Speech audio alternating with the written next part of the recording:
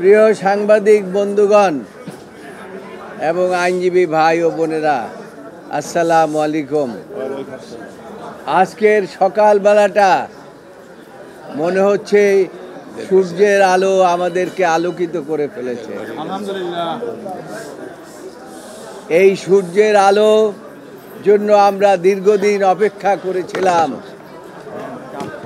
আপনারা জানেন যে বাংলাদেশের গণমানুষের নেত্রী, দেশনেত্রী, আপসীর নেত্রী বেগম খালেদা জিয়া এবং জিয়া পরিবারকে ধ্বংস করার জন্য ফ্যাসিস্ট সরকার দীর্ঘদিন পর্যন্ত চেষ্টা করে আসছিল। আল্লাহর রহমতে সেই ফ্যাসিস্টরা শেষ পর্যন্ত দেশ থেকে আন্দোলনের মুখে পালিয়েছে। এই পালানোর কারণেই হচ্ছে তারা এই দেশটাকে একটা ধ্বংসস্তূপে পরিণত করেছিল।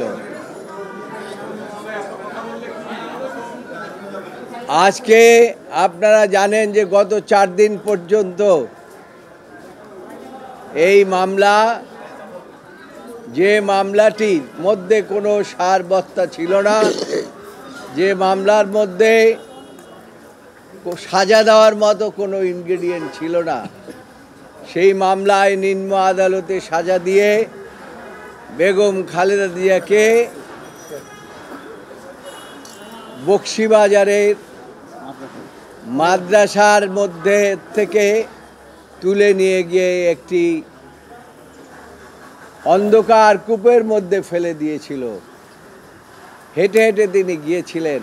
আমি আগেও বলেছি, এখনও বলি, কিন্তু তাকে পরবর্তীতে আনা হয়েছে স্ট্রেচারে করে পিজি হসপিটালে, হুইল চেয়ারে করে। এর অর্থ হচ্ছে যে বেগম খালেদা জিয়াকে ওই অন্ধকার কুঠার মধ্যে নিয়ে তাকে স্লো পয়জনিং করছিলেন, যে কারণে তাকে অসুস্থ করে পিজি হসপিটালে আনা হয়েছিল। পরবর্তী ঘটনা আপনারা জানেন, সেটা আর আজকে বলতে চাই না। যে মামলার মধ্যে কোনো কিছুই ছিল না, সেই মামলায় হাইকোর্ট বিভাগ 5 বছর থেকে 10 বছর করেছে। এটা খুবই দুঃখজনক। যে মামলার মধ্যে কোনো সারবত্তাই ছিল না, সেই মামলা 5 বছর থেকে 10 বছর করেছে। অর্থাৎ বিচার ব্যবস্থা বলে কিছু ছিল না। ফ্যাসিস্ট সরকার যা বলতো সেভাবেই এই জাজমেন্ট হতো, এবং বেগম খালেদা জিয়া এবং অন্যান্যদের বিরুদ্ধে সেরকম জাজমেন্টই এখানে হয়েছে, সেরকম বিচার ব্যবস্থাই হয়েছে। আজকে মনে হচ্ছে যে বিচার বিভাগ স্বাধীনভাবে তাদের দায়িত্ব পালন করেছে। গত 4 দিন হিয়ারিং করে আজকে তারা পুঙ্খানুপুঙ্খরূপে সমস্ত কিছু বিশ্লেষণ করে, সমস্ত এভিডেন্স বিশ্লেষণ করে সর্বসম্মতভাবে আজকে তারা জাজমেন্ট দিয়েছে।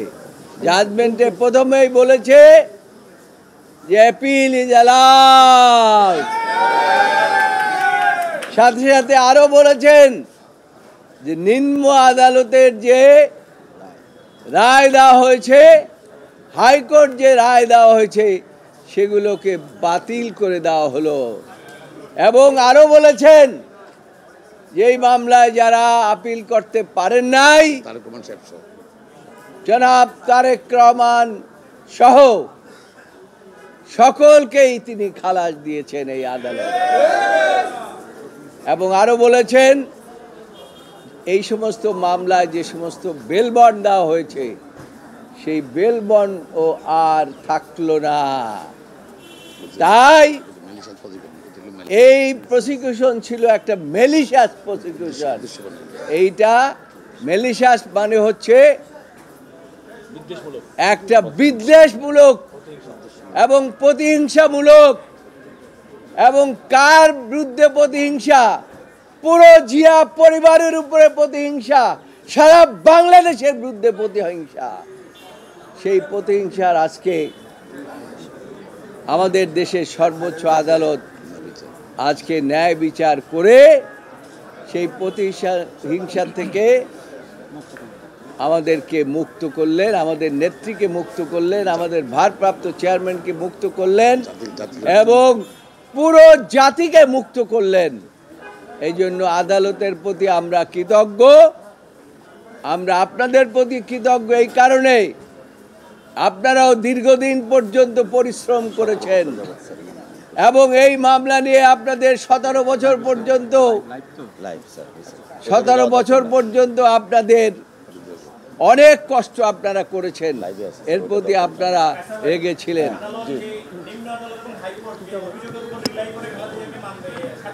জি,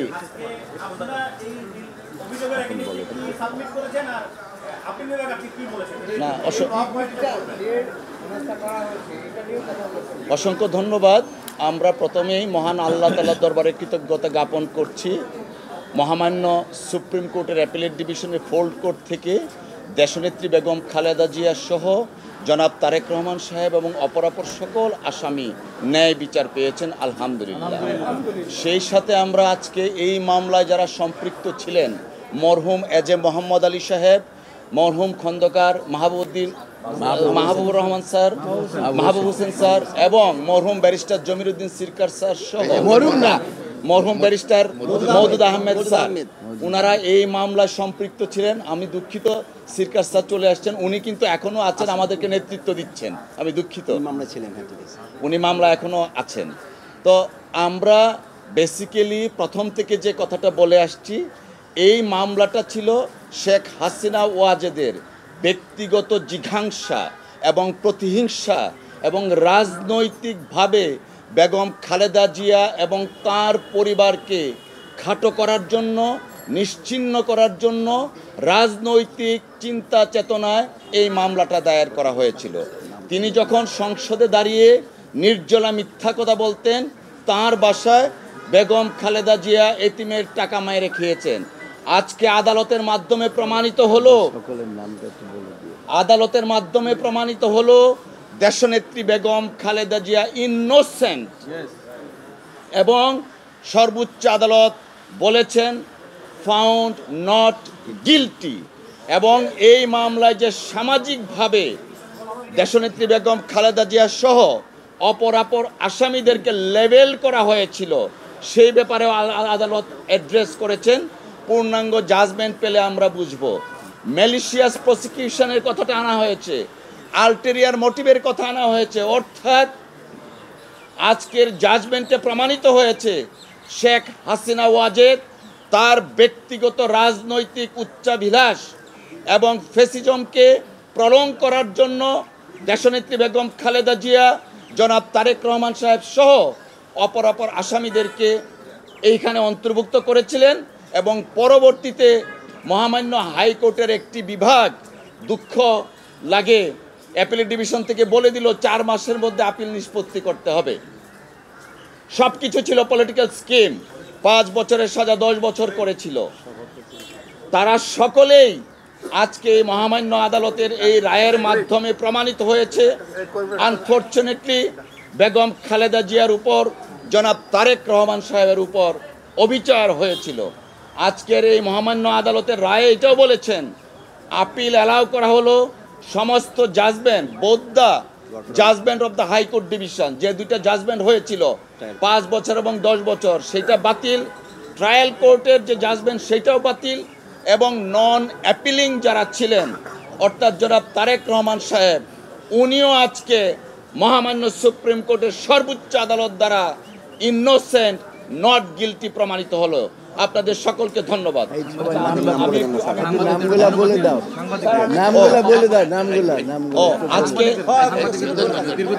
আজকে আপনারা যারা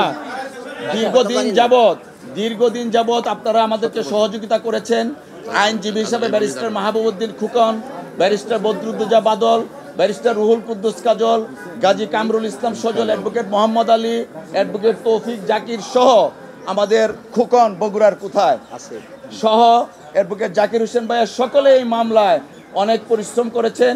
আজকে দলের পক্ষ থেকে আইনজীবীদের প্রতি আমি আইন সম্পাদক হিসাবে সকলের প্রতি কৃতজ্ঞতা জানাচ্ছি, পরিবারের প্রতি কৃতজ্ঞতা জানাচ্ছি। ধন্যবাদ। আমি অ্যাড করতে চাই, আদালতের পর্যবেক্ষণ বলি, আদালতের পর্যবেক্ষণ যেটা বলেছেন আমাদের নেতৃবৃন্দ, একটু কাইন্ডলি আপনারা যদি একটু কাইন্ডলি শোনেন।